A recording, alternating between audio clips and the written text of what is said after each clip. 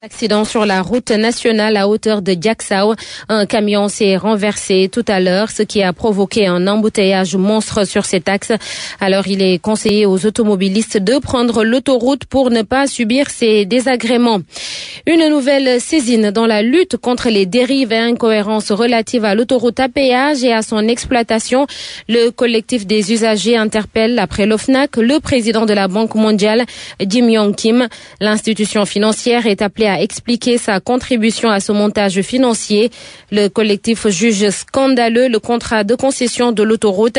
Cheikh Oumar Sy, ancien député et coordonnateur du dit collectif, est joint par Migui Maram Ndiaye. Nous avons, dans le cadre de notre plan d'action du collectif, écrit à la Banque mondiale, c'était prévu dans le plan d'action, suite aux différents courriers qu'on a envoyés à différentes institutions, parce que la Banque mondiale, à part au montage financier de l'autoroute à péage, et c'est la Banque mondiale qui a presque financé la partie des impenses, mais nous demandons des clarifications, parce que, en effet, en 2002, c'est la Banque mondiale elle-même, dans une brochure de l'APIX, avait dit que l'autoroute à péage allait coûter 120 milliards de Dakar à Thiès, en passant par le nouvel aéroport. Donc, qu'est-ce qui a pu changer entre 2002 et 2012 pour que le prix de l'autoroute à péage soit triplé et qu'il passe jusqu'à presque 348 milliards, avec 140 milliards pour juste les 20 kilomètres, ça veut dire 7 milliards par kilomètre. Donc, nous voulons que la Banque mondiale nous explique pourquoi elle a participé à ce montage-là que nous trouvons frauduleux, mais surtout aussi que l'on puisse